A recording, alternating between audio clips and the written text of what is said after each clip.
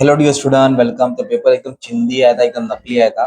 जैसे पढ़ाया था जो IMPG तो वही आया था, राइट। और मेन बात, जो तुम्हारा नेक्स्ट पेपर है ना बीके, उसका जो भी सम आएगा डिस्क्रिप्शन में डाल दियो। डिस्क्रिप्शन में देख लो, पूरा सब मिल जाएगा जो।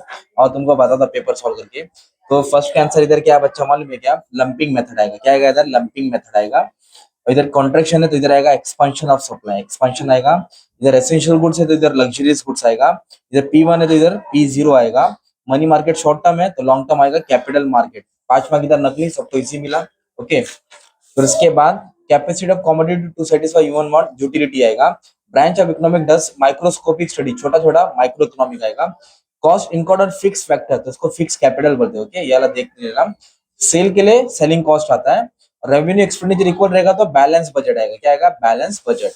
टाइप्स ऑफ यूटिलिटी में प्लेस, फॉर्म, टाइम ये है, पर कमोडिटी यूटिलिटी नहीं है। डिफरेंट गुड्स होता है, सप्लाई और लेबर होता है, रेयर गुड्स, पेरिशेबल गुड्स नहीं आएगा। सेलिंग कॉस्ट में फ्री गिफ्ट आता है, होर्डिंग आता है, विंडो सप्लाई आता है, पैटेंट्स नहीं आएगा। डिटरमिनेंट ऑफ डिमांड इनकम आएगा, साइज ऑफ पॉपुलेशन आएगा, प्राइस आएगा, कॉस्ट ऑफ प्रोडक्शन सप्लाई का मतलब ये नहीं आएगा। इंडेक्स में प्राइस इंडेक्स होता है, वैल्यू इंडेक्स होता है, क्वांटिटी सिलेक्शन इंडेक्स, ऐसा कोई आइटम नहीं है। Okay. Demand curve is parallel to Y axis, तो इसका आंसर ओनली ए लग रहा है, मतलब फर्स्ट वाला। रेवेन्यू पर यूनिट बोले तो एवरेज रेवेन्यू होता है, मतलब ओनली सी वाला।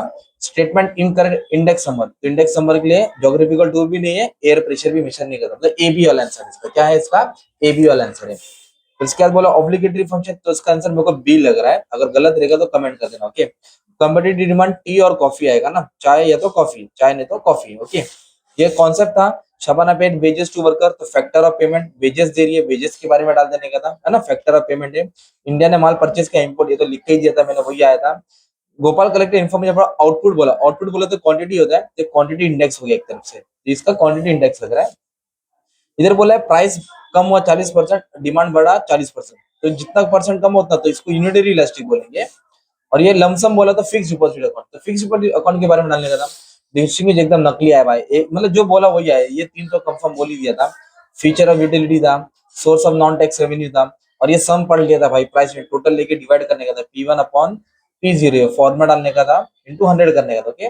इसका आंसर आप लोग कमेंट कर देना कितना है, देखो बाकी बच्चे का मालूम पड़ेगा। फिर इसके बाद परफेक्ट मोनोपोलिशन मींस मोनोपोलिस्टिक कंपटीशन नहीं, वो अलग होता है, तो डिसएग्री लिखेंगे। क्या लिखेंगे? डिसएग्री। फिर पीसीएम के बारे में फीचर समझा देगा। Scope of micro economy include only theory of product pricing, मतलब ये थ्योरी ऑफ प्रोडक्ट के बारे में पढ़ता है, मतलब फैक्टर प्राइसिंग पढ़ता है, तो ये भी डिसएग्री ओनली, मतलब डिसएग्री देता है। There are many feature of national income, national income के बारे में डाल देगा था, एग्री है ना। फिर इसके बाद एग्री डिसएग्री में क्या था? Public expenditure include revenue expenditure नहीं, रेवेन्यू भी होता है, कैपिटल भी होता है, डिसएग्री होगा। टोटलिटी मार्जिनलिटी सेम, सेम नहीं भाई, दोनों अलग अलग है ना भाई, डिफरेंट, ये भी डिसएग्री है। टीयू का डायग्राम बना देने का था इसमें।